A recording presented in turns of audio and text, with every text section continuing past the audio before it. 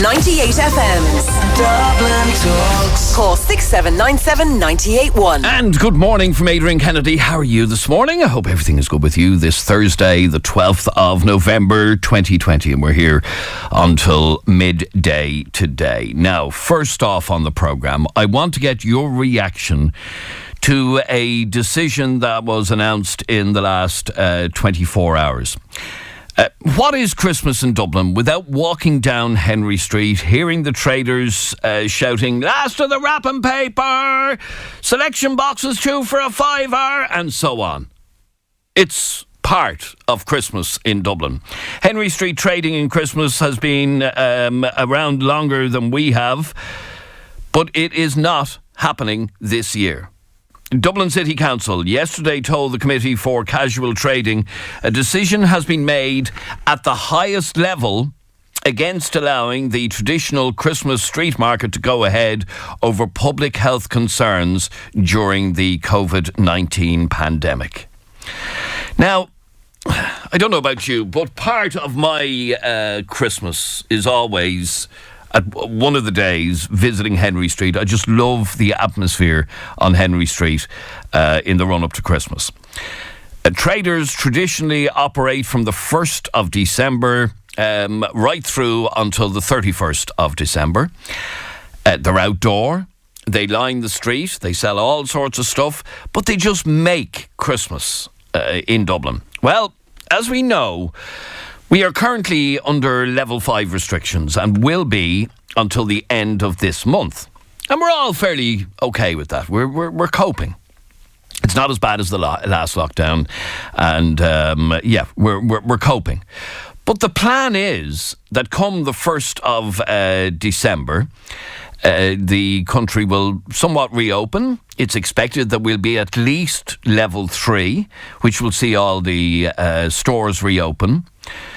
And the irony here is that street traders are not going to be allowed, even though they're outdoor.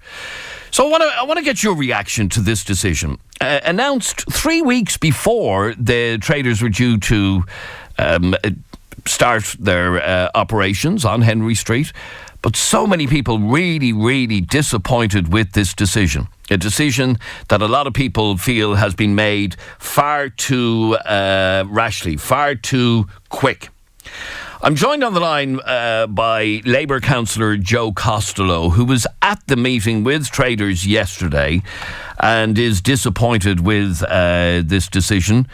Why are you so disappointed with this decision, Joe?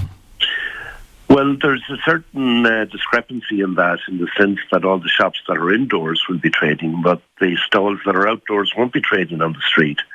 Now, at the same time, there will be the footfall will be a greater footfall than usual. That's the expectation. But the fact is that these are a relatively limited number of traders. Probably in all, I'd say 30 to 40 traders are what we're talking about that would be out. There can be a certain safe distance in between the stalls. And basically what we would like to see is to leave the final decision for a period yet, not to make the decision at this point, because we still have 2 to 3 weeks before level 5 is lifted. And when it comes to December, we may well be at level 3 or even a level 2 at that point in time. But unfortunately, Dublin City Council says the decision had to be made yesterday because of logistics and all the rest of it, and because of public health, and they had consulted with the HSE, and they were now making this as a final decision. So that's where You obviously believe that this decision has been made too quickly without waiting to see where we are. Yes, I do. I think that, the whole purpose of level 5 was to get in there early, to reduce the incidence of COVID-19, to make it possible for a level of enjoyment to take place at Christmas, that people could shop, that people would be able to, have a Christmas. And Henry Street trading is very much part of the traditional Christmas cheer and shoppers and all the rest of it. And it's out in the open. I think that we could have left it for a period yet to make that final decision, because the direction things have been going in has been quite almost dramatic, has been improving to a considerable degree in the last week or so, and another week or two would make a huge difference, I believe, and I'd love to have seen the decision left until then. And it would be a shame if we allow a situation to continue where there's no trading taking place in the open air, but full trading will be taking place behind, if you like, not closed doors, but certainly inside in the shops all around Henry Street. Now, we've contacted Dublin City Council for comment on this, but is it not realistic to say that with traders on Henry Street, it makes the street much more crammed and people not socially distancing, so it could add to the problem in December if the traders are there? Yeah, well, that's, we just don't know how many people are going to turn out, what the footfall is going to be. It is a busy street. Don't forget that Grafton Street is the same. Grafton Street is a busy street. We don't know whether the street traders there, that would be in flowers, whether or not they're going to be allowed to trade. No decision has been made on that yet. But the point is this, that the decision could be left for a period of time. The Gardaí would be present. The Gardaí are always there. They're part of the committee that meet to ensure compliance, and we can ensure that the stalls are 2 metres from each other. The Dublin City Council staff would be there also to ensure compliance. In fact, the Dublin City Council staff are responsible for the stalls, for erecting the stalls and supervising the whole operation.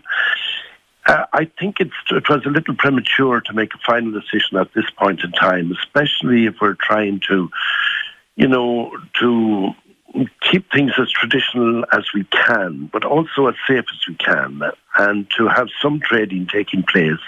It will be more limited in any case, and Dublin City Council could define those limitations. But to have some level of trading taking place on the open street that would give that particular traditional cheer to the area. A lot of the traders, they're only out for this 1 week in the year. Some of them will have bought their stock already in the expectation that they would be in a position to trade.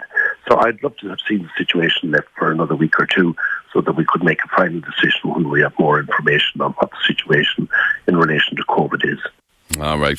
Councillor Joe Costello, thank you very much indeed for talking to us on 98 FM. You're very welcome. Thank you. And I'd like to hear from you on 6797 981. You can text, you can WhatsApp, or you can send a WhatsApp voice note to 0877 98 98 98, like Sarah just did. I'm devastated about that. Because we just got back from Australia this year, and that's one thing I missed about Christmas, that atmosphere out in town.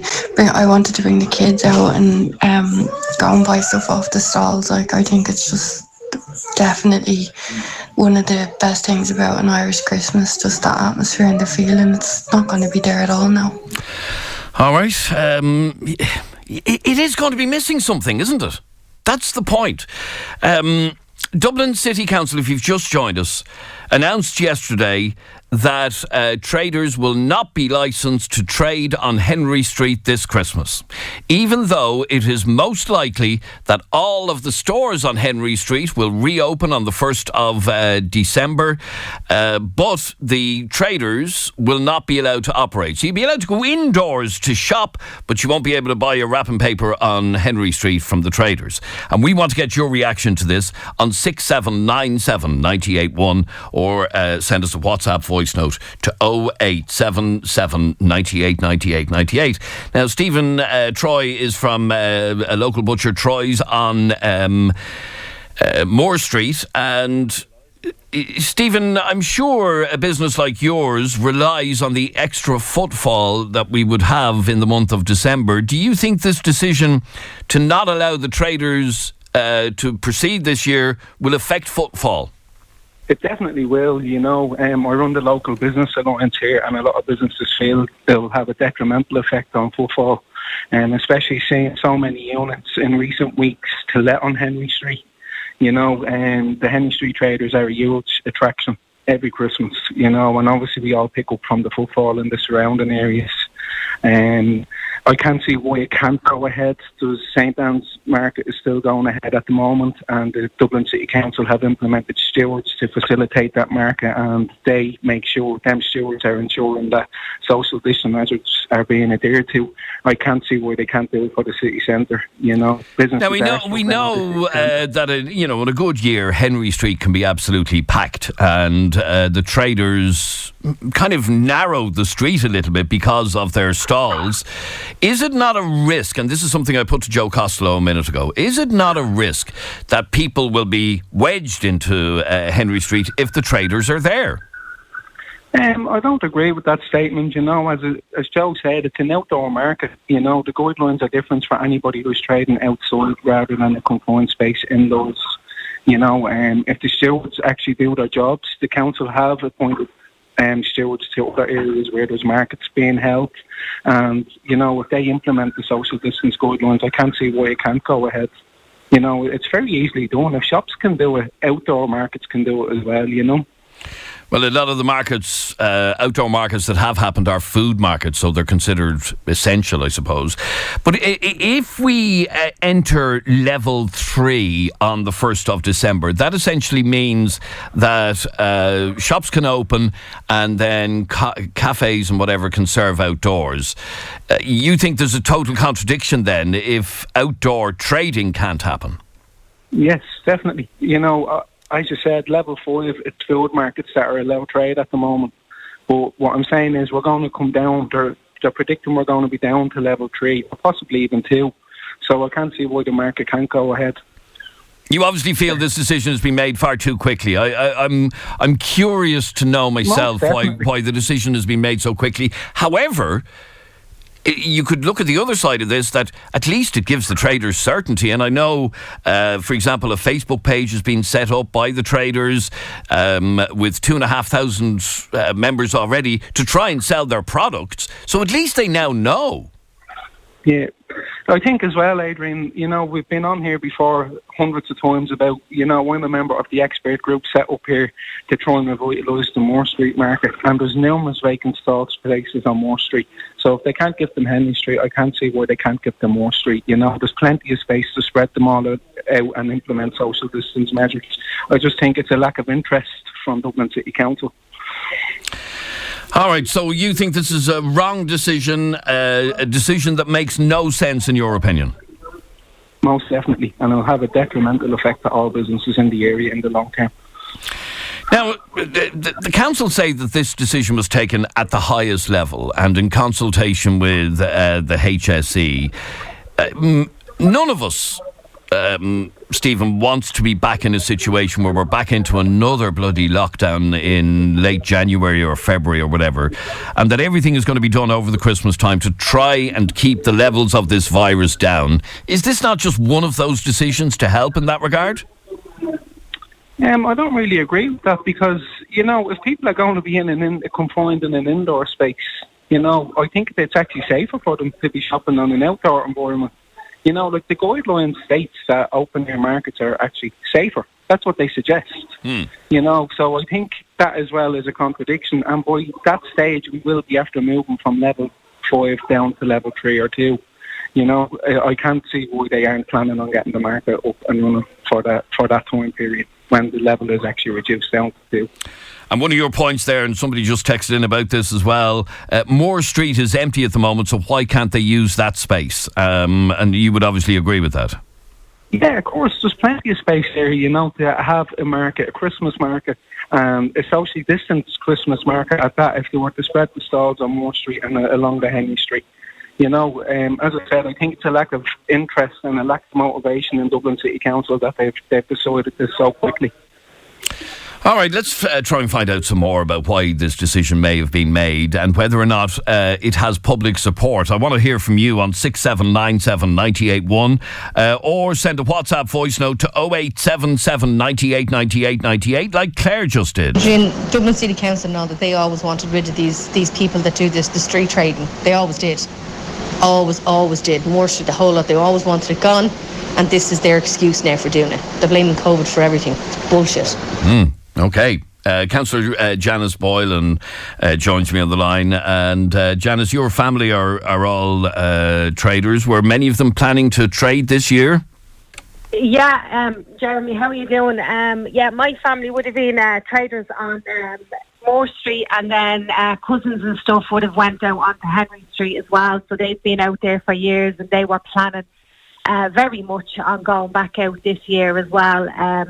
Now, traders would normally have their stock purchased throughout the year. It's not like that they just go out a couple of weeks before Christmas and buy the stock. They'd be looking at the stock throughout the year and keeping it in a place for them to trade then on the Christmas market. So, yeah, they were very much ready to go out to trade this year, absolutely. Why do you think, well, we know COVID is the reason, why do you think this decision has been taken this early, 3 weeks before we get to maybe level 3 or maybe level 2 on the 1st of December? Well, to be honest with you, Jeremy, it was made 3 weeks ago, and we, the committee, asked for the extension to be left until yesterday to be met for the final decision to be made. Well, not the final decision. We were asking them to look at it again. But 3 weeks ago, when the committee met, DCC told us that they had decided that it wasn't going to go ahead, and we, the committee, had asked for an extension of 3 weeks to see what way the levels with COVID would be. And as you know yourself, they've reduced. People are genuinely doing the best that they can in relation to COVID and the restrictions that are around it. They're not going out willy-nilly and just not doing what they're asked. People have been very decent, very understanding of the restrictions, and the numbers have significantly reduced in the last 3 weeks. So when we got the notification yesterday, obviously, that it wasn't going to go ahead, we were disgusted and we were absolutely shocked to hear it, because I had raised an issue with the manager, with the CEO, Owen Keegan, in relation to an event that's going to be taking place in the fruit market, the Mistletown event. I had spoke to the person who was organising that event about 2 weeks ago. He actually called me up and asked me if I would give him some name of a few locals down there that he wanted to invite them to this event. Now, this event is a market. It's in the indoors. The old market building. There's going to be about 80 stalls. They're looking at having a drink section. They're looking at having a merry-go-round, a Ferris wheel. And when I raised this with the manager, it took him 2 weeks to come back to me with a response. And the response I got back then was, oh, sure, that's not going ahead either.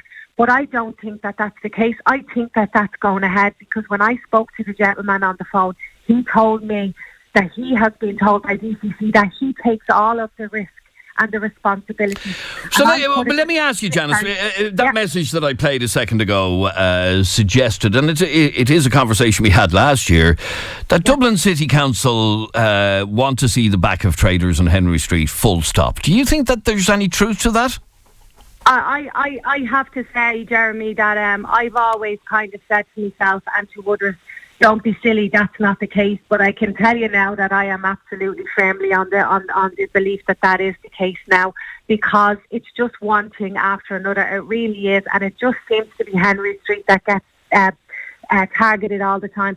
Like, no disrespect to the women and the men that work in Cold Lane and in Moore Street and up in Grafton Street. There's casual traders as well, and they haven't been told that they can't trade because it's outdoors. It's always Henry Street. If something goes wrong, if there's an issue, it's Henry Street. Last year we had a weather warning, and they got a phone call at 8:30 that morning. You can't take your stall out. By the way, Janice, I've just been told that Mistletown is not going ahead either. So. Right, okay, that's fine, fair enough, because I hadn't clarified that with the gentleman that I spoke to, so I was a bit wary, because don't forget, some of the things that we get told don't necessarily be the full truth. So I was going to question that today with that gentleman. Okay, but in answer to if the reaction that we're getting in is anything to go by, people believe that this is ripping the heart out of Christmas in Dublin, which is going to be difficult enough as it is this year. It's going to be very abnormal for most of us. But is that not part of maybe why this decision has been made, to make people realise that, look, Christmas isn't normal this year, no matter what way we want to look at it? But Jeremy, we got told 3 weeks ago, 4 weeks ago by the government that we want to have a normal Christmas. They asked us that, to listen to them to go up to level 5. They put us up to level 5 with the promise that we will be down to level 3 or level 2 by December. Stephen Donnelly, the health minister, came out there last week and said that he believes we'll be down to a level 2 in December. So, no, that is certainly not what they should be saying now or what they should be doing. You said earlier on in the conversation yourself that it's 3 weeks out and they made a decision, but I told you that they had that decision made three weeks previous, so it was 6 weeks out that they initially made a decision that they wouldn't go ahead with an outdoor market. The shopping centres are going to be open. Blanchardstown, Ilac, Jervis Street, they do be packed to the rafters. Yet there's a one-way system in and out, but they're indoors. We're constantly being told being outdoors is better for us. The traders have their own public liability. They were taking full responsibility for being out. They're not stupid. These people know how to trade. They know how to manage crowds. They're doing it all their life. And to be told 6 weeks out and then yesterday 3 weeks out from a very good trading period for them that they're not going to be allowed to go out is absolutely scandalous, and I do not support it one bit. All right, Councillor Janice Boylan, thank you very much indeed. Sinead sent me this voice note. She's not at all impressed. Oh, that's awful. That brings the spirit into town. And Christmas, sure, the street is going to be packed anyway. Sure, they don't be bothered when the anti-masks are in there filling up the street. How come they're allowed to do it? And they look at it, how are these people who open up their stalls, how are they actually going to make a living for Christmas? How long have they been doing it? Years upon years they've been doing it. So what about the stock they've bought in? Who's going to pay them for the stock they've bought if they don't let them open up and sell? I'm sure we can put things in place.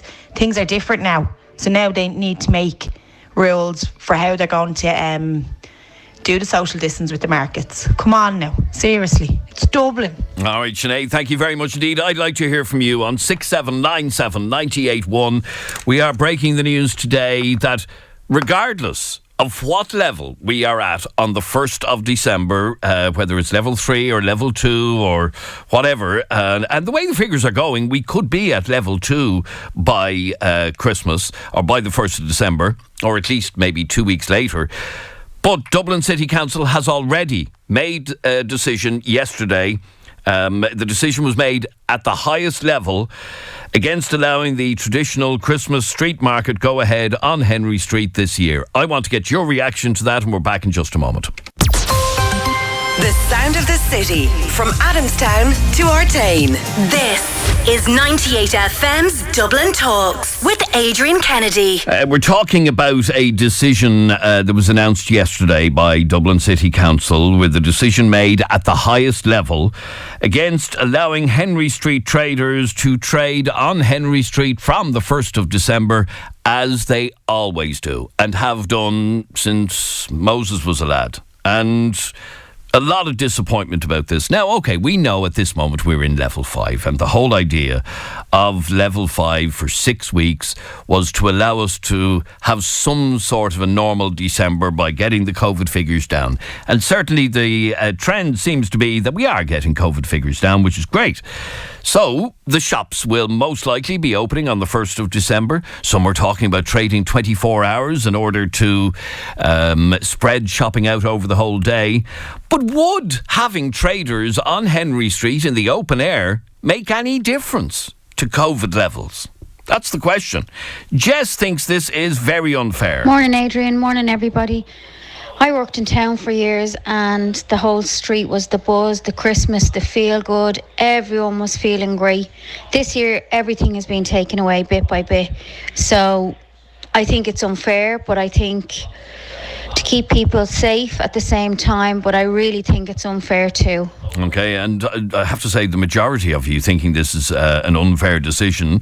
Well, let's see. Let's find out whether or not you think it's an unfair decision. I want you to send me a WhatsApp with the word yes or no to 0877 98 98 98. Dublin City Council, regardless of what level we happen to be in on the 1st of December, has announced that street trading on Henry Street will not be allowed to go ahead this year because of COVID-19. Do you agree with this decision? Yes or no? and send it to 0877 98 98 98. Do you agree with this decision to not allow trading to go ahead? If you support the decision, send the word yes. Or if you totally disagree with the decision, send the word no and send it to 0877 98 98 98. Let me see, where am I going? Rini, you're on 98 FM. How are you? Hello. Hi, Rini. How are you? Not too bad, yourself? No, good, thanks. What did you want to say on this?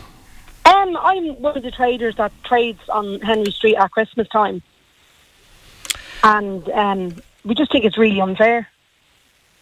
We should be given the opportunity to put out our stalls and to walk in a safe environment. And obviously, you know, one of the things we've been told over the last number of months is that outdoor is safer than indoor. And that led to, you know, cafes and restaurants were allowed to serve outdoor but not indoor and all of that. You obviously believe this decision makes no sense at all then, do you? None whatsoever. I don't think it does. Do you believe that one of the fears is that Henry Street gets very congested at a busy Christmas time anyway? Yeah. Will having traders on the street not just add to that congestion? I don't think so, because there's an average 80 stall holders and they reckon it was only 40 of them. 40 this year, yeah.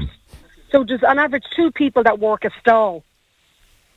So that's 80 people roughly on the street extra that can have their stalls socially distanced. Is there a risk, for example, of people congregating around stalls? I don't think people do congregate around stalls, do they? They don't. No. People don't congregate around stalls whatsoever. So I don't know who is even saying this or thinking this. It's ridiculous. On the best of days, people still don't congregate around stalls. Now, like I said, for some strange reason, and I can't get my head around why this decision was made yesterday, some people say, is it not better that at least traders now know, rather than finding out that you can't go ahead a couple of days before? At least you have 3 weeks' notice. It's still not enough time. So have you bought stock? I haven't bought any new stock, no, but I have stock there. And what sort of stuff do you sell? Christmas T-shirts. Christmas T-shirts. I was looking forward to getting a Christmas T-shirt. Oh, should we have the best ones on our stall? And yeah, I can't understand why this decision has been made. It just really doesn't make sense to me. And they haven't really given a good enough reason, except COVID-19. But by the 1st of December, we could be at level 2 in Dublin, and the pubs could be open, but you won't be able to trade on Henry Street. Exactly. So you think the decision was made far too early, do you? 100%, yeah. 100%. We haven't been given the opportunity, for me personally as a trader on the street, we haven't been given an opportunity to implement any guidelines for our stall, you know, to say like, oh, well, this is the way we're going to trade. And, So you haven't even had the opportunity for the guards to come over and say, this isn't safe, shut up shop even. Nothing. Nothing. No opportunity whatsoever. That's what's annoying. That's what's getting to us. And it's such a tradition. Like, a lot of people I set up a Facebook page for the traders because, like, the likes of my dad is 78. He's not computer literate. He's like a dinosaur, you know. He wouldn't know how to put stuff up on the internet to sell it. So yesterday, myself and another girl set up a Facebook page for the traders so that we can say go online and let the people come to us. We bring the stalls to the people basically online. But a lot of people have said to us that it's 9 out of 10. It's the only reason they go in to get their Christmas shopping on the street is to have the laugh and joke on the stall. Yeah, and it is, I have to say, it is part of my Christmas. It's part of a lot of people's Christmas, just that buzz, that atmosphere. I'm looking at the Facebook page that she set up. It's called Henry Street Traders, and that's there for you to basically sell what you were selling if you have your stock, or maybe to enable people to go to you if you're not going to be trading on Henry Street. Do you think there is any chance, or is it too late now, Rini, for Dublin City Council to reverse this decision? No, it's not too late.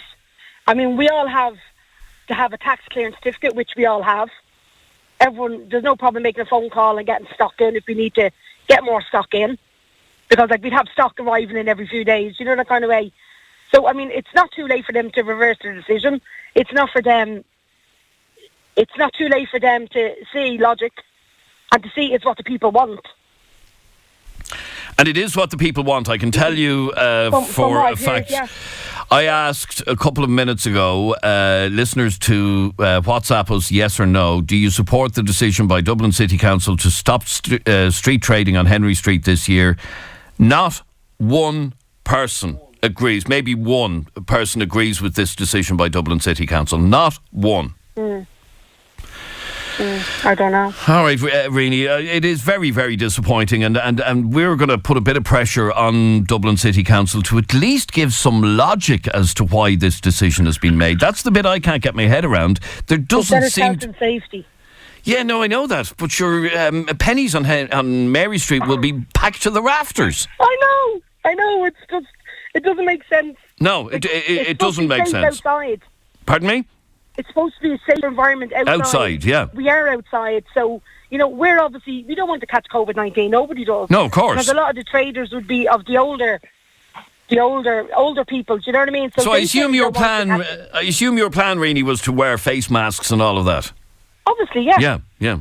We would implement our own safety procedures to protect ourselves and the customers. But you're not even being given that opportunity. No, none whatsoever. That's the really annoying part. It's part of the tradition for Dublin. It's over 100 years going to market. It is Dublin. And meanwhile, Jervis Street and Arnott's and all of the big stores on Henry Street will be packed to the rafters, probably. Exactly. All right, Rini, we're not going to let this one go. Actually, we're going to sit on this one, and we're going to keep the pressure up to see if there's to try and get our heads around the logic of this decision. That's the bit I just don't understand for the life of me, because you're not going to have guards on Henry Street telling people you're not 2 meters apart. You're not 2 meters apart if the stalls aren't there. And it just doesn't make sense to me. Rini, the best of luck to you. And once again, that Facebook page, can anyone join that? Anybody can join, yeah. Okay, and the Facebook page is Henry Street Traders. Yeah. And we see that you posted up our live video as well. And if you want to support the traders of Henry Street, do so. And I'm just looking... And we're doing a special offer on postage, $5.50. Excellent. Very good. Yeah, that's brilliant. Fast-way couriers doing a special offer, $5.50, anywhere around Ireland. All right. Once again, the Facebook page is called Henry Street Traders. And I see even in the last hour or two, you've gotten 700 or 800 new members on it as well, which is fantastic. Wow, there you go. So we will try and get people joining in on that Facebook page. Henry Street Traders is the name of the Facebook page. Just join it. I've done it myself. I'm already joined. And show them that your support. Show them what they mean to you for Christmas in Dublin. And for an awful lot of people, Christmas in Dublin involves a trip to Henry Street. And it's just a fact. Philomena sent me this voice note. I don't think the traders should be stopped. It's part of our Christmas tradition. We all make that day, one day during December, to go into Henry Street, to listen to the banter. And it's just shameful that the shops are allowed open and not the stalls. These traders need the Christmas month to make up for all the money they're losing. So please, County Council, reconsider. Give us our stalls for Christmas. Thank you. Thank you, Philomena. By the way, can somebody answer this question for me? If you happen to be up around the Thomas Street area, are the traders still there on Thomas Street during level 5 outside Manning's? Are they still there? Selling washing powder and toilet rolls and all that? If you're driving by, will you let me know, please? 0877 98 98 98.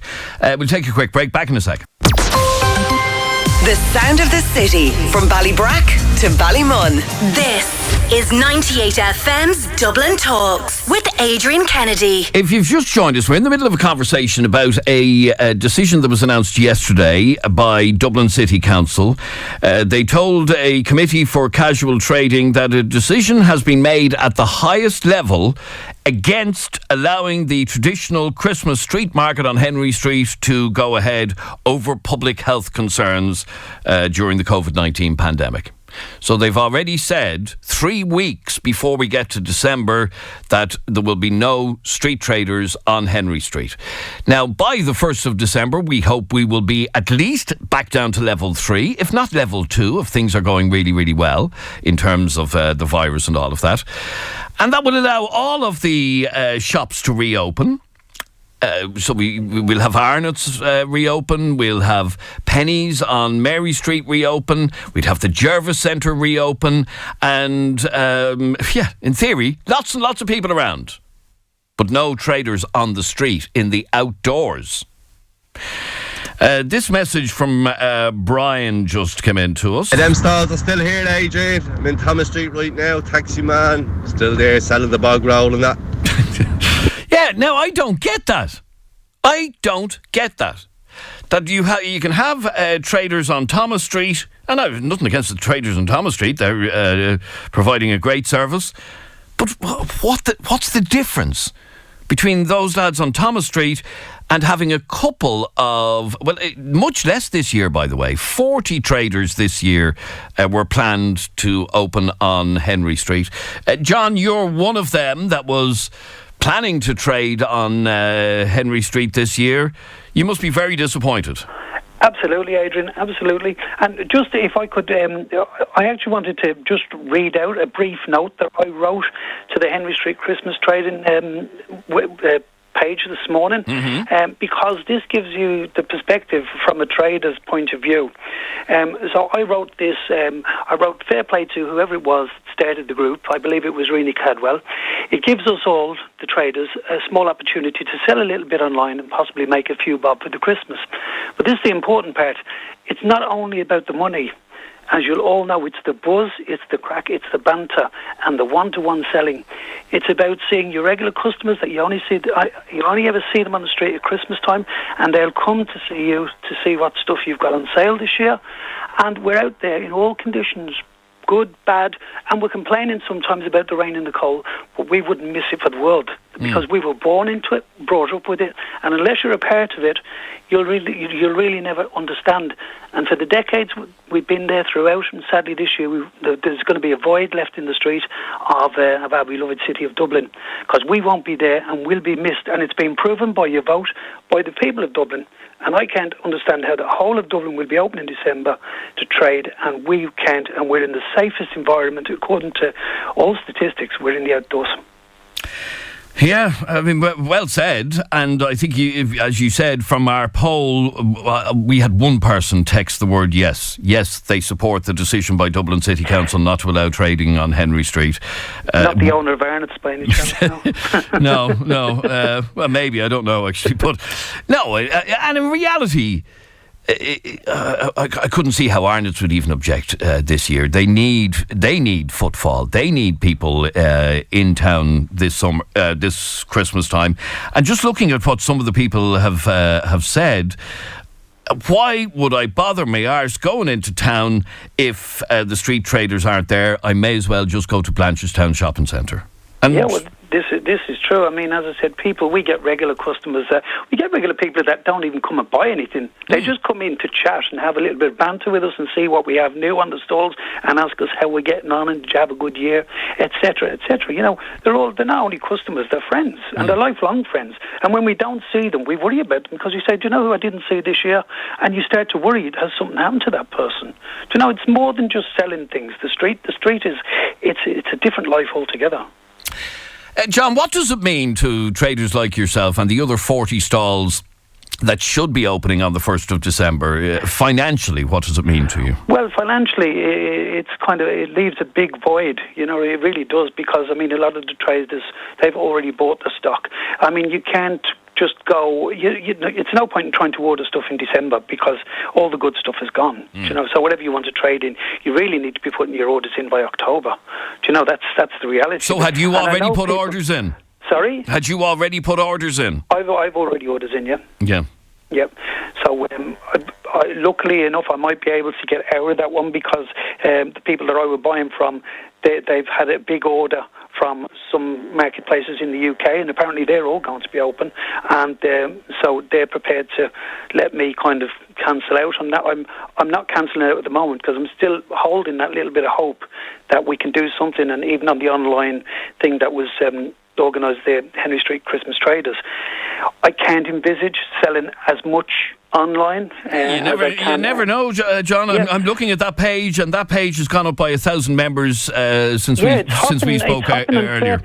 Fair play to really for getting that sorted out, because it's a brilliant idea, and I've put some stuff up there now, and I'm getting a few little hits now. You know, and it's only the beginning or early on in November. You know, so that's a good sign if we can sell before we even go out. You know, but all right, but you haven't given up hope then, John, that this decision could be reversed. No, as Rini said earlier on, it's never too late to change the decision. Everybody makes a bad decision, and it can be reversed.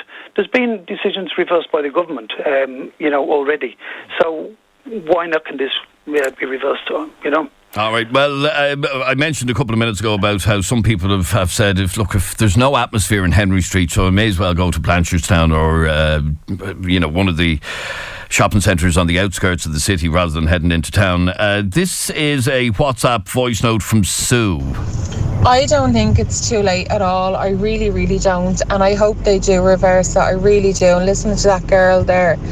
And for years, I loved being brought into town and seeing the traders. I brought my own daughter into town, I don't know how many times. I was going to bring my son this year. It's the atmosphere. They make it Christmas. They really do. It's getting here. Even things you don't need, you get off them because they're just so good. Like the amount of knickknacks you get for the kids, and it makes their day. It really does. They're great with the kids. They're great with everyone. I couldn't be bothered going into town if they're not there this year, and that's been brutally honest. I really couldn't be bothered. Really and truly couldn't be bothered. All right, Sue. Thanks very much indeed. Annette, you're on 98 FM. Hi, Annette. Hi, Adrian. How are you? I'm good, thank you.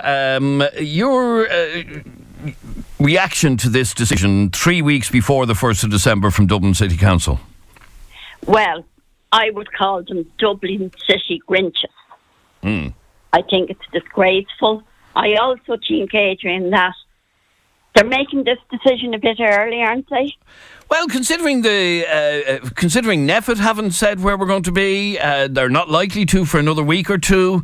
The government hasn't said what level we're going to be at. Yet Dublin City Council seems to be able to predict this in advance. Exactly, Adrian. No one knows what way the situation will be even on the 1st of December. Yeah. No. You know? You don't. I think there's enough depression around at the moment with this virus thing that to do away with the traders in Henry Street is just a disgraceful decision. Now, obviously, Dublin City Council will argue that this is done with health and safety in mind. And my arse, Adrian. No way. They're out in the open air. People will be responsible. They'll be wearing masks. And who's to know that maybe on the 1st of December, pubs, restaurants may be opened? Yep. You know, it's typical of, how can I put, I don't want to bring this bloody government into it, but isn't it typical of the silliness and the stupidity that goes on? Now, in fairness, this isn't a government decision. This was made by... I know it's not. No, but I'm saying it's typical of the likes of what the government to do. You know, I know. All right, so you're very disappointed. I'm very annoyed and disappointed because, from the time I was a child, and I'm 71 now, I always enjoyed going into Henry Street. When I brought my children in, I'll give you an instance that happened one time. Do you remember the Cheeky Charlies? Well, you probably... I do, yeah. Right. Well, I had my two daughters in Henry Street, and we're going along, but they were fascinated with the way this trader was saying, "Come on, get your cheeky Charlies." I had to stand for about 15 minutes beside that trader because they just loved the way he was saying it. Yeah, and John, you just heard, people come in, and I know John personally, and I knew his late brother Joe, and we always went in to see them every year, and it's going to be a little bit of a gaping hole this year, it has to be said. Listen, I have to take a quick break. I'll play a few more of your WhatsApp voice notes after that. Don't go away. It's 11 o'clock across Dublin. Good morning. This is Adrian Kennedy. This is 98 FM's Dublin Talks. And this is Laura with Thursday's top headlines. National Public Health Emergency Team is meeting this morning to discuss the latest progress with Level 5 COVID restrictions. It comes as Taoiseach Micheál Martin is facing calls from his own party to exit lockdown on Level 2 instead of Level 3. Level 2 allows people to leave their counties, dine in restaurants and have more visitors to households. The number of people with COVID-19 in hospital has increased to 287 today. It's a rise of 5 from yesterday's total, while 39 people are being treated in intensive care. And as you've been hearing on Dublin Talks, Christmas trading on Henry Street and Mary Street has been cancelled this year. Street traders have been told by Dublin City Council that traditional trading won't go ahead due to COVID-19 restrictions and in order to protect the health and safety of the sellers and the general public. The council says it looks forward to seeing Christmas traders back on the streets in 2021. And now you're up to date on 98. 98 FM's Dublin Talks. Call 6797 981. Just listening to Laura's bulletin there, Dublin City Council says they look forward to the traders being back in 2021. Sure, lots of them probably won't even bother. I mean, yeah. Okay, let me just bring in some of the reaction, huge reaction to this story today, that street trading will not happen on Henry Street this year, regardless of what level we're at. Ruby sent me this. Adrian, I'm devastated. It's been a tradition in our family for at least 30 years now, and I was looking forward to, at the end of this lockdown, bringing the children in to see the lights and the stalls, and it's really frustrating that protesters are out not wearing masks, not following the guidelines, and yet our market traders can't have a bit of festivity at the end of this lockdown. Like, it's disgraceful. Really, really is. All right, Stephen. How's things, Adrian? I think the city centre is more than big enough to allow the traders to trade. All down the middle of O'Connell Street being one option. There's plenty of room. They don't all have to be in the same spot. So I think it's a bit crazy they're not allowed trade. But on the other hand, listening to Stephen Troy, I was in St Anne's on Saturday morning and it was packed. I'm surprised to hear that he said there were stewards there managing things, because I didn't see one. I was there for about 2 hours. All the stalls were all on top of each other as if it was just normal. I had been out there previously over a month ago and they were well spread out, but this time they weren't, and there was little or no social distance happening out there.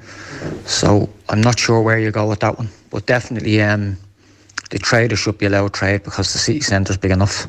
Thanks a lot. All right, this is WhatsApp voice note from Jan. What I don't understand is if Dunleary County Council can have the cocoa markets in Bushy Park and Marley Park at the weekends, how come we can't have the traders on Henry Street? It just seems one rule for them and another for us. It doesn't seem fair at all. Same crowds, same people, same stalls. I just don't understand it. All right, Sharon says this is a scandal. I think it's absolutely scandalous, to be honest. How can people fly in and out of country and come for holidays and everything else without quarantine, and we're not allowed out anywhere? And they're closing down the markets. It's absolutely scandalous. It's ridiculous. And if they can go in and protest about anti-masks, why can't we protest to bring our Dublin streets alive on Christmas? It's all we have to look forward to at the end of the day. Kids have suffered enough. We have suffered enough. And I just think it's absolutely ridiculous. Kira sent me this. I think it's devastating that they won't be there this year. I only go into town twice a year, once in the summer for daytime drinking, and then in the winter then I always go in to try and support the traders and see the lights and all. They just make Christmas all together, even if I do just buy a Toblerone. Steph says Christmas just won't be the same this year. Adrian, I don't agree with the cancelling the Christmas markets at all.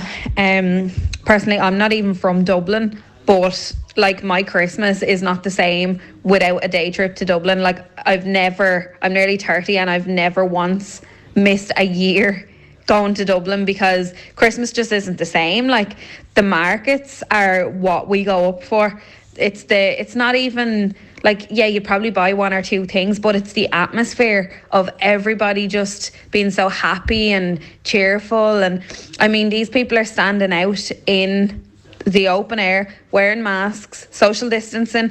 They're going to do everything they can to assure that they don't get in trouble. So they're going to follow all the guidelines. They're not going to, be messing around. Like you walk into Jervis or the ILAC Centre and people aren't even following the floor hours. People are walking all over the place. So I just don't see why they'd cancel the markets. People are trying their best to get their businesses back up off the floor. And I just don't agree with it. I think it is personally victimising and bullying the people on the markets when people can sit outside pubs and they can, as long as they're outside and they're eating food, it's fine. But these people aren't allowed to run their businesses like when they're literally trying their best to get up off their feet again. I don't agree with it at all, and I think it's very unfair. I have to say that we have had no support for this decision. None. People understand that we have to live with restrictions. We have to keep our distance all over the Christmas time.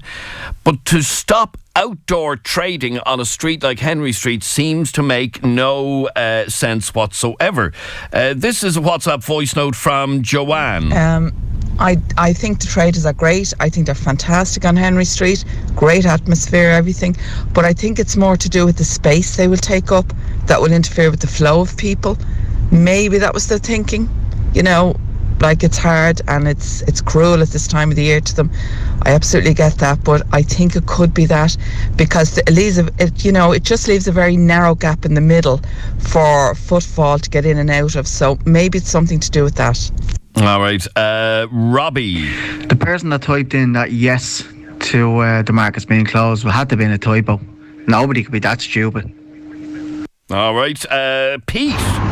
Adrian, the street traders are the heartbeat of Henry Street at Christmas. The heartbeat of it. They give life and soul to the street. You can hear them from top to bottom. Selling all their goods. I swear to God, they are ripping the heart out of Dublin by pulling the street traders out. I'm all for the street traders. Nobody else should be taking them off the streets. Connor. Adrian, fingers crossed for those traders. I feel sorry for those people not being able to make a living as I do for other people through all this. I've been lucky to be able to be still working, but there's no real logical explanation. Okay, right, it might be a bit tighter coming up Henry Street, coming out of the shops, but it's outdoors and people are not going to spend 15 minutes in each other's company hanging around that street. They're going past one another. And as I said, it's outdoors, putting their living aside, they bring a lot of joy to this, to the people of Dublin and the people of Ireland. There are people that come up to Dublin and they really enjoy the traders as well. So fingers crossed that gets overturned, because to be perfectly honest with you, the year that we've had, that little bit of joy for themselves and for the punter, they have everybody's support. I think that I can't imagine there's going to be too many people saying no, So fingers crossed for them. All right, thanks very much, Connor. Two more messages. This is Sharon. Hi, Adrian. I'm just about the traders on Henry Street. I just think if they're going to stop them trading, they should also stop the opening of beer gardens and stuff, because people hang around and dem an awful lot more than they would at the end of a stall. And at the end of the day, these are people who are trying to make a living. This is what they do. It's their Christmas, it's their kids' Christmas, and in turn it's the Christmas for all the kids, because people bring their kids in there for the atmosphere and the bit of crack. So I think, yeah, let them trade. Why not? It's part of Dublin. So let them at it. This is funny. I asked you earlier on to text yes or no as to whether or not you supported the decision by Dublin City Council not to allow the trading to go ahead on Henry Street. And I mentioned to you that one person messaged yes. One person said they support the decision. And that same person has just messaged us again. Sorry, I thought I was answering should street traders be allowed to sell this year. My bad. I meant no. So not one person supports this decision by Dublin City Council. Not one. It's the first time we have ever done a poll where 100% against the decision by Dublin City Council. And one final message. This is from Marie. And Marie kind of sums it all up. Jeremy, jeez, I never heard anything like it. So ridiculous in all my life. Jeez, it's only in Dublin. It only happen in Ireland, wouldn't it? All the other stalls are allowed open all around the country, all other markets. Ridiculous. You only get your licence from the 1st of December till the 24th. For God's sake, 3 weeks. I worked in it in the 70s when the bomb scares was on, and the police would come and tell you, pack up, bomb. We'd have to pack up the stall, run, try and get all your stuff in your pram, run with your pram up the lane and into Moore Street with maybe 20 balloons blown up, and you have them on a string and you're trying to hold them. Jeez, like Mary Poppins going along. And then they get robot come out, check it all out. Oh yeah, all clear, all back again. Then they go back again and set your stall up again. Jeez, they didn't give a shite about us then, did they? This is ridiculous, absolutely ridiculous. Thanks, Jeremy. Bye-bye. Well, I'm Adrian, but that's okay. That's brilliant. That's a brilliant message. Thanks very much indeed, Marie. And it does sum it all up. We're going to keep on this because based on public reaction, there is not any support for this decision because it just doesn't seem to make logical sense. It really doesn't. For all of the health and safety protocols that we have to have in place, and we all understand that, this decision doesn't make sense. Here, just to wrap this up, here is the statement that Laura mentioned in our news bulletin there at 11, and this is from Dublin City Council. And their statement officially says, due to COVID-19 restrictions and taking into account the health and safety of our traders, the general public and our staff, it is with regret that Dublin City Council announces that the traditional Christmas trading on Henry Street and Mary Street will not go ahead this December. Christmas traders are a huge part of the festive season in Dublin. When we realise that many people will be disappointed, we are too, but safety must come first. We would like to wish all our traders a happy and safe Christmas and look forward to seeing all our Christmas traders back on Henry Street and Mary Street in 2021. And that is a statement from Dublin City Council. I think, personally speaking, they've made the wrong decision here. It's a decision that doesn't make sense to me, and a decision that has been made 3 weeks before we know what level we're even going to be at on the 1st of December. Anyway, there you go. Now, talking of Henry Street and visiting traders and saying hello to all of them and the atmosphere and all of that, one of the things that I usually do is buy a couple of boxes of Christmas cards from one of the traders on Henry Street.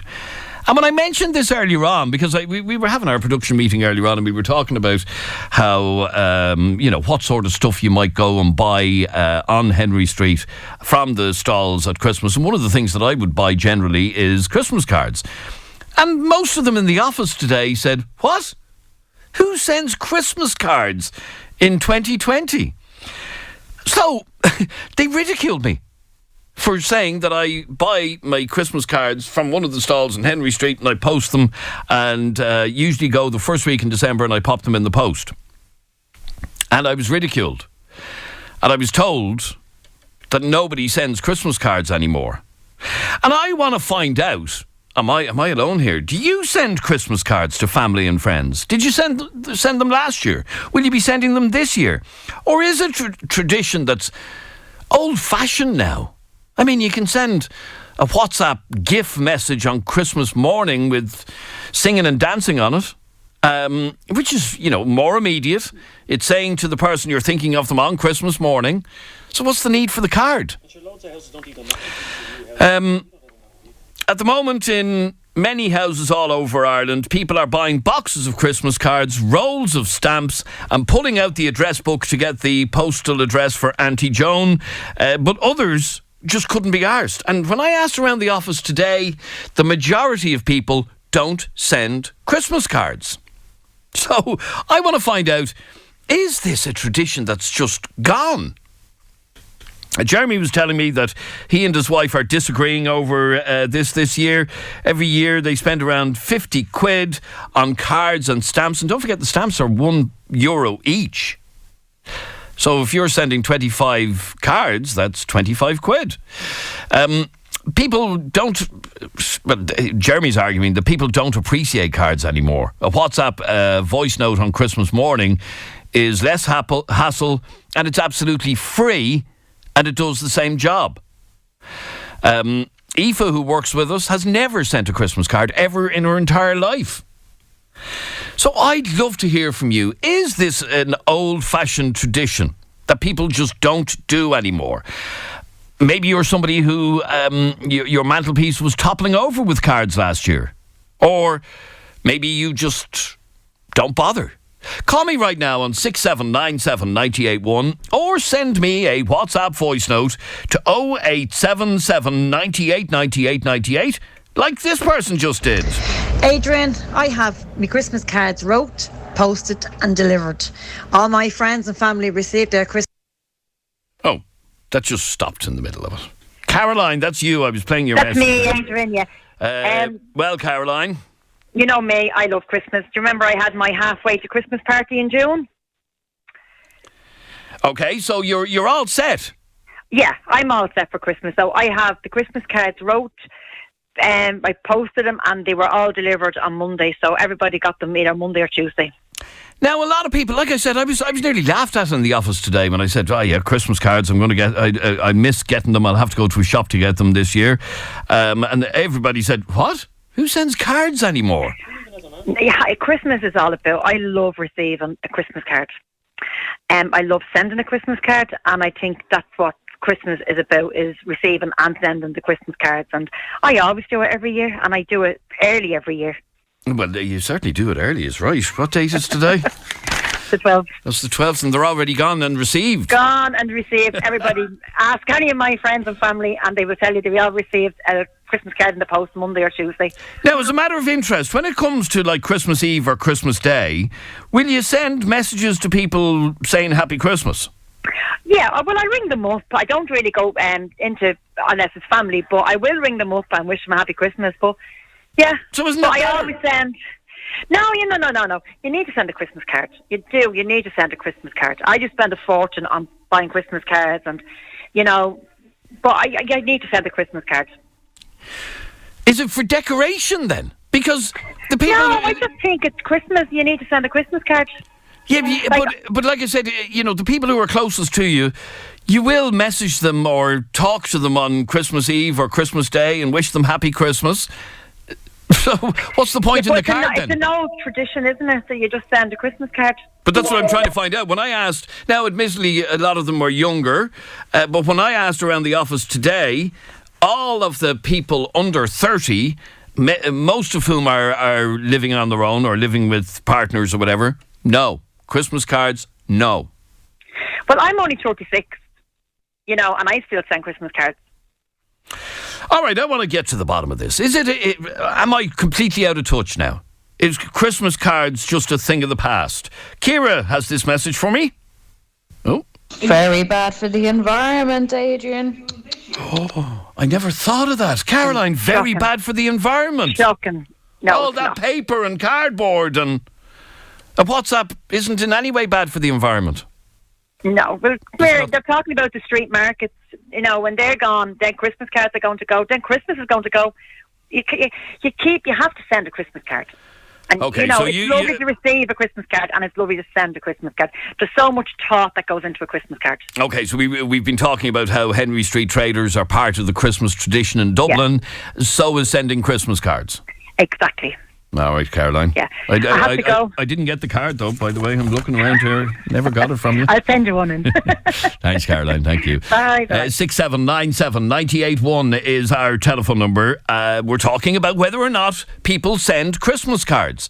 I mentioned in our office earlier on that one of the things that I usually do is buy a couple of boxes of Christmas cards from one of the traders on Henry Street the first week in December and send them all off. And I was laughed at. I was more or less told, this is so old-fashioned. Is it?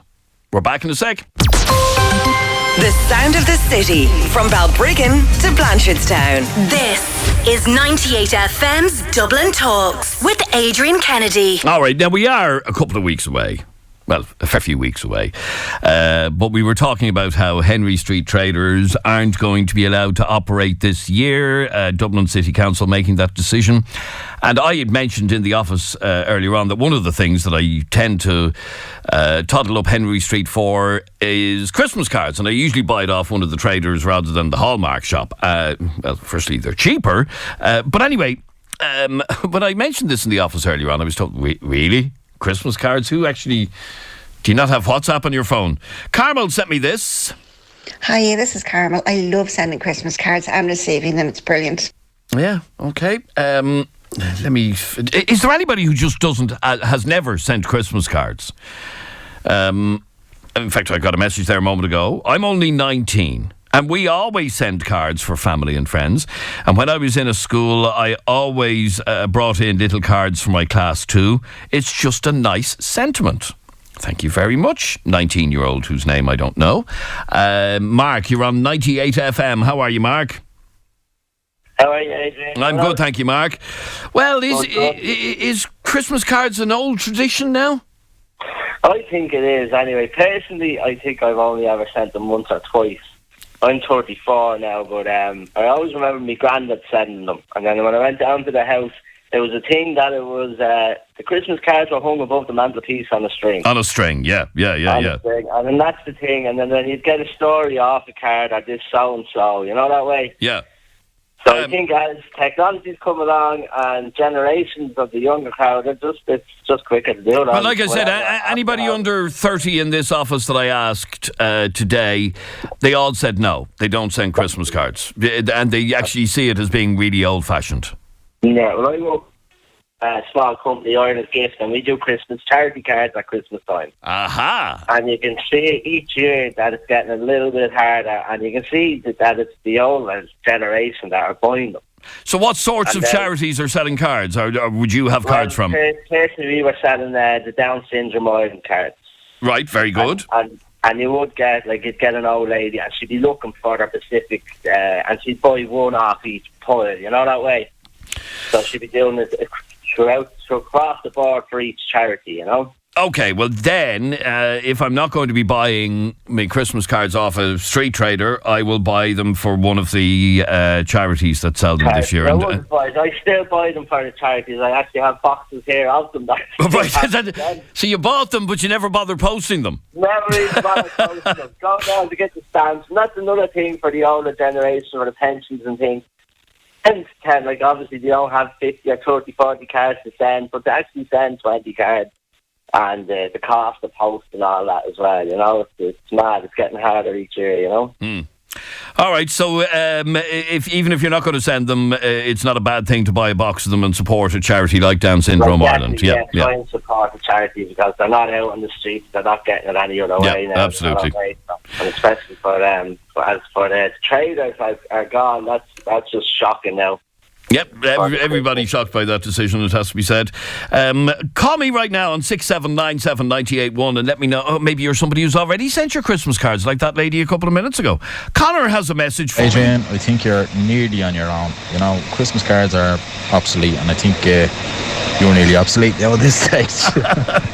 As I said, you know, you could send a WhatsApp or, you know, something on Facebook to family abroad and that, you know. The effort of getting a stamp out and yeah, I don't think you're not going to have too much support on that, you know. It's personal and all that, but I think you're obsolete. Thanks, Connor. I'm obsolete. Well, I'm not obsolete because apparently loads of people do it. Are you somebody who sends Christmas cards and loves receiving Christmas cards? I have noticed over the last number of years the volume of cards that we get has gotten less. It really has. In fact, it wouldn't fill the string. There's not enough of them. Angela, do you send cards? Absolutely, Adrian. My favourite thing to do on Christmas. And is it not a bit old-fashioned now, though? You just heard that message, Adrian, you're obsolete. No, you're not. You're obviously not, because there's only one or two after ringing in to say that they don't.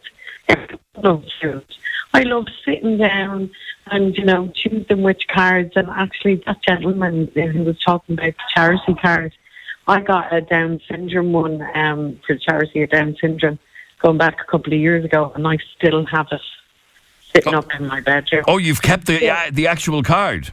I kept the actual card. It's Down syndrome. I'm losing you there, Angela. Let me go to Sharon. You're on 98 FM. Hiya, Sharon. Hey, Adrian. How are you? I'm good, thanks, Sharon. You always forget to send them. Forget to send them. Adrian, I've recently sold my car. I write them, put them in the glove compartment, and that's where they land. And it was like Ireland's biggest hoarders. I don't send them. Right, okay, so... Seriously, Adrian, you've no idea of the things that I do. I'm the type of person who puts a picture frame up in the house, and for years, like my sister came here, and obviously you know how I'm Ruby's mum, so people were looking thinking, is that Ruby as a baby? Do you know the way you buy like a picture frame and you see probably 2 kids in it that you take it out to put the kids in? Yep. Your own picture. I'd left those pictures in. I never even put pictures in the frame. Right, so you always forget to send Christmas cards, basically? Yeah, I just put them in the glove compartment and forget all about them, and then I realise the next year that they're there, and then I rewrite the same ones again and forget about them again. So I was recently sold my car and opened the glove compartment to actually just check for the manual and all that sort of stuff, and there was just bundles of cards. I was just shoving in. Yeah. Okay, so we all want to have some sort of a normal-ish Christmas this year, Sharon, and I can't promise you I'd send cards, Adrian. Well, that's what I'm asking you. I swear to God, no. God forgive me if somebody even asked me to, like, I'm the type of person who takes ages to actually write a birthday card, and the writing just be, and I'd be like, oh, what do I even start that for? Like, seriously, I'm a talker, I'd just rather say it to you, but obviously I can't ring everyone on Christmas morning. I'd be here because the turkey is bored. You see, one of the things about getting a Christmas card is somebody's even thinking of you. It's nice. It doesn't really bother me, like, to be honest with you, if they're thinking about me. To be honest with you, I'm desperate. I'm just brutal. I don't even want to tell you what I do with the Christmas cards when they come here, because I can't. Because I'd be the biggest hater. Okay, so there's no point in me sending you a Christmas card, Sharon, because it's going to end up in the fire or in the bin. If you send me a mass card, I'd be dead and I won't even be able to read. It's no point in sending me that either. Do you know what I mean? I might fake my own funeral and stand at the back and actually see if you and Adrian or you and Jeremy are actually going to turn up. And if you don't, I'm going to stand at the end of your bed and say, I actually thought you liked me. And you couldn't even turn up for my funeral. I think Jeremy will just turn up to see if I've makeup on in the coffin and see if I've got a roof. I knew she wasn't really that red hair. She hasn't died for years. I can see the two of you there sniggering at me. Okay, but I'm not going to get a Christmas card from you, Sharon, anyway. That's the bottom line. No, and I'm not going to say a mass card. Right? No, don't do that. Don't do that. I might send you a Valentine card. Okay, yeah, that's do you know what I mean? You never know. But all right, Sharon, great to talk to you again. Thanks very much indeed. Michael sent me this. So you have to send a Christmas card. How else are Hallmark going to make money over Christmas? You don't send a Christmas card, they're not going to make any money till what? February? So, yeah, send your Christmas cards. Keep Hallmark in paper. Yes. Well, Michael, that's all well and good, but I'd normally buy them off the traders in Henry Street, and they're generally not made by Hallmark. And this year, I've just made the decision that I'm going to buy a box of charity Christmas cards. They're not made by Hallmark either. So, yeah. A lot of people think that it is not Christmas without sending and receiving Christmas cards, even though, just popping something into a letterbox or a postbox these days is very old-fashioned. But Ruth, you've just recently bought a new house. Will this be your first Christmas in the house? Yeah, it is. Okay, very good. Well, congratulations on that, firstly. So, you think, you're in your 20s, and you think this is part of basically being an adult? Being an adult, and I suppose it's part of Christmas as well. As I said, just because I've moved into my new house this year, I'm just looking forward to sending cards from our house to our family and friends. And as I said, especially after the year everyone's after having. Yeah, it's been a crap year. Gesture, So are you hoping that you'll be able to receive a load of them as well? Not too many, but yeah, it's nice to get the odd card in, especially from maybe family that's abroad and stuff that you haven't seen in a while, just to say that they're thinking about you. So it's a nice gesture. Okay, now in your lovely new house, will you do what my granny used to do and have a string on the wall with the cards hanging off them? No, he'll probably kill me if I put a screw into the wall, so I'll probably on a radiator cover or something like that. Okay, so that answers that. But okay, this is part of being an adult, and you've now got your own place, and you look forward to sending cards and receiving a few, even though it's a little bit old-fashioned. A little bit, but I've kind of grown up with that tradition. When I was living at home, my mum received loads of cards every year, so it's something that we're used to. And as I said, family and friends as well, we're used to sending and receiving cards all the time, so it's not new to me. I think there's a couple of people out there that still are a bit old-fashioned and send them. Yeah, well, like I said, I was ridiculed in the office earlier on when I mentioned this, that I was going to miss the Henry Street Traders because that's normally where I buy my cards, but I know. I can get them elsewhere. Thanks, Ruth. Great to talk to you, and enjoy your first Christmas in your new home. I will, thanks. All right, let's have a listen to this from Louise. Hang on, let's have a listen to this. Hey Adrian, I still send Christmas cards. I also go around to the neighbours and give them cards, and we will be doing the same this year. But this year we're going to actually get cards made with the baby on it. We also have our Christmas decorations up since the first, sure, why not? No. Personalised Christmas cards. Okay, maybe with just the baby. But I know people who send personalised Christmas cards with mammy and daddy and the 3 kids or the 2 kids or whatever. These people think they're royalty? Seriously, nobody wants to get your card with a photograph of your family. Like Jeremy sends them. A photograph of the family. Happy Dixmas, it says. They wreck my head. Personalised Christmas cards. Who do you think you are? The Windsors. Mary sent me this. Morning, Adrian. I still send Christmas cards to cousins in the UK and in America, and some to Ireland, but not too many. And I think it's lovely to send a Christmas card. I think older people still send Christmas cards, and they like to get Christmas cards. And I know a lady who's 95, and she'd just be real upset that people just seem to wish people happy Christmas on Facebook now, and they don't send cards. And I think it also supports An Post at that time of the year by buying stamps and sending cards, etc. All right, Mary, mind you, An Post, I don't know if you heard this earlier on, An Post are flat out this year delivering parcels because all of us are buying online now. So they don't actually need any support this year because they're completely flat out. Michelle sent me this WhatsApp voice note about Christmas cards. Can't ring in, but on my road, every house gives a Christmas card into each other. Down on my mum's road in Ballyfermot, they all do the same. And then my mum would post cards to me and my husband. She posts one for the kids. She does the same for my brothers and their wives and the kids. She'd post them to my nanny. Then my auntie would post one over for me, my husband and the kids. My nanny does the same. It wouldn't be the same if we didn't get a Christmas card in the post off them now. Thanks. But I'm sure, Michelle, you've noticed the volume has gone down over recent years, hasn't it? I mean, last year we had the string up. There wasn't many cards on it, though, because people just don't bother.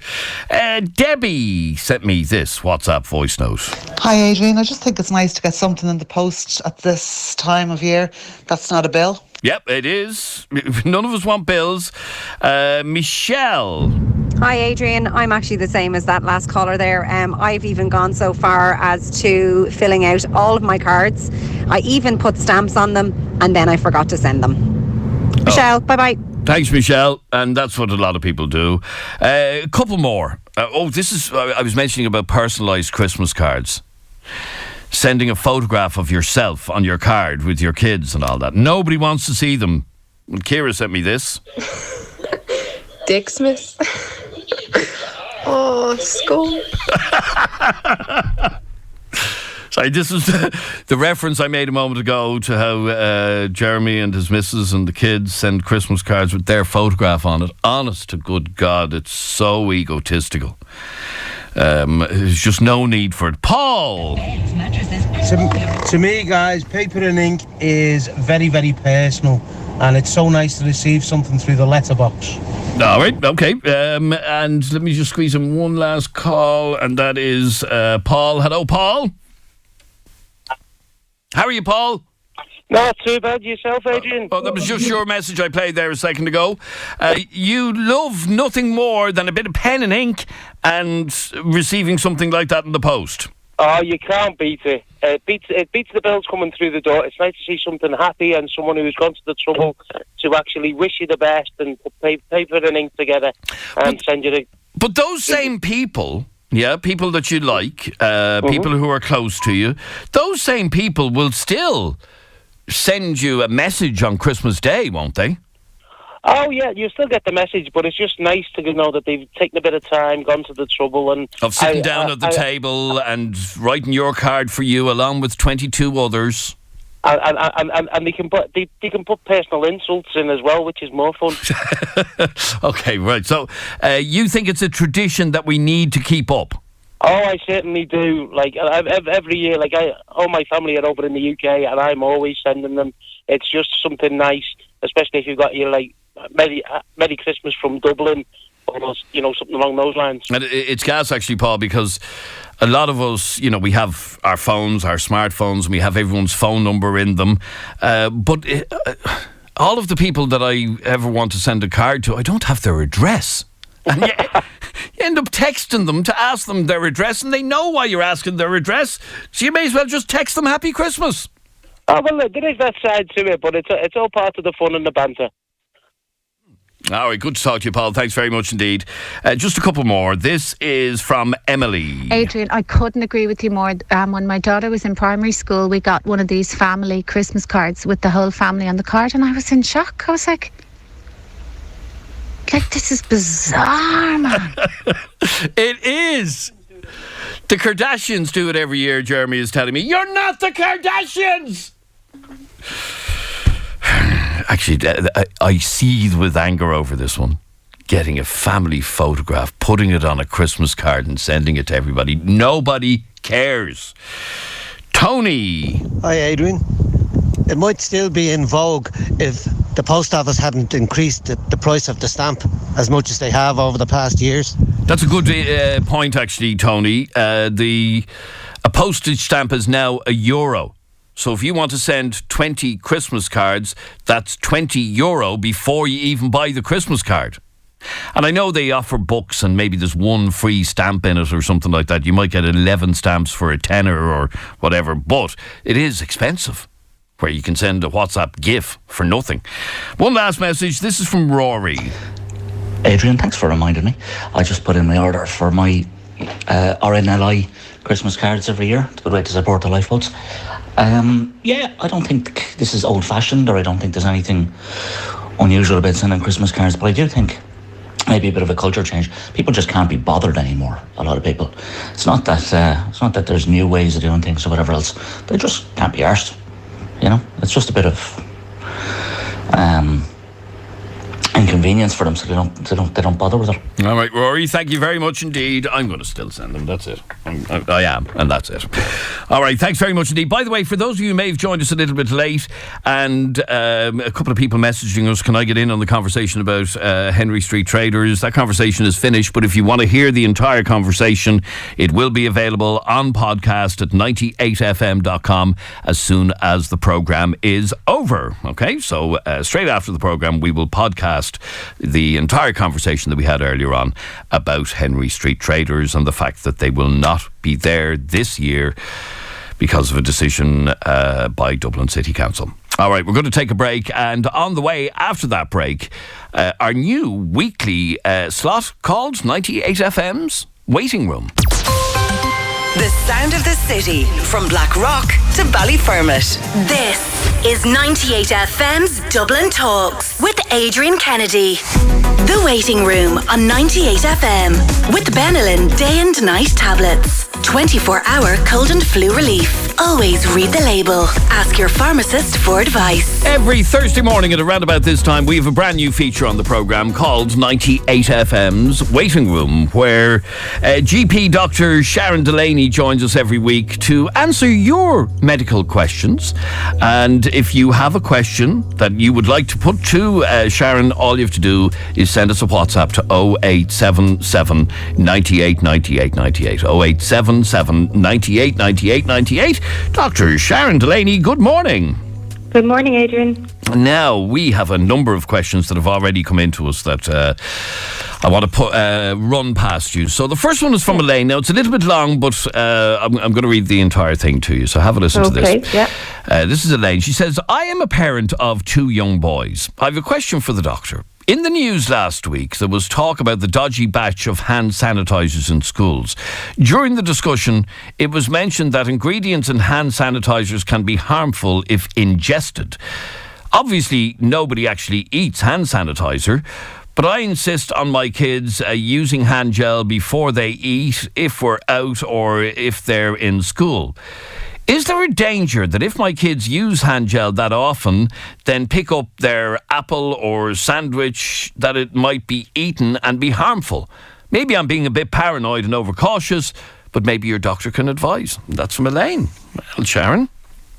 Well, hand washing and hand sanitizing is really, really very important. So I would agree with Elaine, washing their hands before they eat or handle different things. Soap and water is generally sufficient, but obviously in certain circumstances, if it's not available, then hand sanitizer would be appropriate. The thing about hand sanitizer is that it does need to have about 60% alcohol to be effective, and that's usually ethanol. The problem is that some of the products, in particular some of the products that have been taken off the market recently, contain methanol, which can cause dermatitis, breathing issues, irritation to the eyes, headaches. And then the other thing is, if sanitizers are packaged as food items, with certain flavourings and they're, have colourful packaging, then there is a risk that children will actually drink them. So I know it's counterintuitive to, think that people don't ingest them, but children will. And this can lead to alcohol poisoning. So my guidance would be, if possible, use water and soap. If not, then use sanitizers that are from a dispenser. Keep the actual bottles out of sight of young children. If they are using them, make sure that they're really well rubbed in. They only need a pea-sized amount. Make sure you're using a sanitizer that doesn't contain methanol. It really, really rub it in so that there's no excess left to transfer onto food items. The other thing is, it's really important to wash fruit and vegetables before consuming, just for the risk of pesticides that they do have from being transported and being stored before being bought. Just on that about the methanol, Sharon, have all of the products with methanol been taken off the market now? I don't think so. No. To be perfectly honest, I know there were certain concerns over some, and I think that methanol had gotten in unbeknownst to people, so it was only when they were tested. So it's important to make sure that you use a reputable source for your hand sanitizer, and read the ingredients on the back. And if it says methanol, you'd be best to try and avoid it. Try and avoid it, exactly. And if you're concerned at all about your child having consumed a poison, then contact your GP or A&E or the National Poisons Information Centre, and I can post links to those on my Instagram page. Excellent. All right. Brilliant. Sharon, thanks very much indeed. Now, next message is from Jacqueline, and she says, I have osteoarthritis in my knee, and I'm wondering, do supplements like turmeric tabs actually work? What would be the best supplement to take? That's from a lady called Jacqueline. Okay, so osteoarthritis is really, really common. It's a wear and tear type of arthritis where the cartilage and the joint is affected. The basic guidelines that we would recommend in general practice would be weight management, exercise, physiotherapy, mobility aids, things like insoles, and then just the usual paracetamol, topical non-steroidals, which you can buy over the counter, or oral non-steroidals like ibuprofen. There are things like arnica gel, which has been proven to be effective. Capsicum gel is another one. It's made from chili peppers. There's no strong evidence for that, but it is particularly good for hand and knee osteoarthritis. It can take about 2 weeks for a month to take effect, so you do need to give it a little bit of time. With regards to the turmeric and glucosamine and chondroitin are very hot topics at the minute, I suppose, in terms of osteoarthritis. Turmeric is not part of the general recommendations, although there have been some studies that have found it to be as effective as low-dose ibuprofen for pain in osteoarthritis. It's important to remember, though, that it is something that can interfere with other medications, particularly blood thinners, so do talk to your pharmacist or your GP before you start taking it. There might be an element of placebo to it, so just taking something might make people feel like they are getting a little bit better. If you do take it and you don't notice any benefit after 3 months, then it's unlikely to help and you should maybe just stop it. If you do take it, just make sure that you take something that will be absorbed well. So the active ingredient in turmeric is actually very poorly absorbed in the GI tract. So use a form that is going to be more absorbed before you push it aside. Okay, now, sorry, Sharon, just on that, this message has just come in. It's on a very similar theme. I just want to play this for you from Billy. Hey guys, just terrible pains in my shoulder, just where the arm hits the shoulder, if you know what I mean. If I turn around on my shoulder in bed, it's absolutely very, very sore. I've had it for a good long while now at this point, and even when I wake up in the morning, I've got stiff joints. My legs to be killing me getting out of the bed. My hand does be very sore as well. But the shoulder thing now is very concerning to me. And it is. All right, that's from Billy, and he said he's 50. Is this just creaking old age or something he should get looked at? So he mentions the hands, the shoulder, and a couple of other joints there. I mean, it's certainly something to get checked out. Over 50, as we increase in age, the chances of osteoarthritis are more common. But it could be something else. It could be muscular. It could be tendons. He doesn't mention if there was an injury or anything. He says it's going on a good long while. A good long while could be weeks, months. It could be longer. Is there a previous history of injury there? Has he tried to take anything for it so far? But if it's bothering them, then he should probably consult his GP. All right, very good. And finally, this message. Could you please ask Dr. Sharon about my issue? I'm 42, and for the past 6 months, I've been waking up a lot during the night to wee. Sometimes it happens 3 times a night and wrecks my sleep pattern. I don't overdrink and never drink before bed. Could there be a problem here? Okay. So, this person, are they male or female? Male. Okay, so going on 6 months. So this is called nocturia. It's usual for people to get up about once per night to pass urine, but if it's any more than that, it can be problematic. So it's important to figure out, are there any new medications that this person is taking, any kind of calcium supplements or antacids, any other symptoms, any increased thirst? Is he passing urine increasingly during the day? Any family history of diabetes or prostate problems? Any other symptoms like water retention or shortness of breath? Any weight loss? I suppose. But your point is that it is normal for most of us to maybe wee once during the night. But if you're if you're doing it 3 times a night, that needs to be looked at. That definitely needs to be exactly. I would definitely advise this gentleman go to see his GP. Okay, well, that's good advice. So please, to that person who sent us that message, do get in touch with your GP. Dr. Sharon Delaney has been very informative as always. We look forward to having you on the show again next Thursday. Thanks very much indeed. Lovely. Talk to you then. There you go. And she is on Instagram if you want to. She does some great stuff on Instagram, actually, if you want to have a look. Dr. Sharon Delaney on Instagram. Thanks very much indeed to Sharon. The Waiting Room on 98 FM with Benelin non-drowsy chesty coughs. Gets to work fast. Always read the label. And that is it from us for today. I hope you've enjoyed today's programme. It's been extremely busy. And once again, that conversation about the Henry Street traders will be up on 98fm.com very shortly.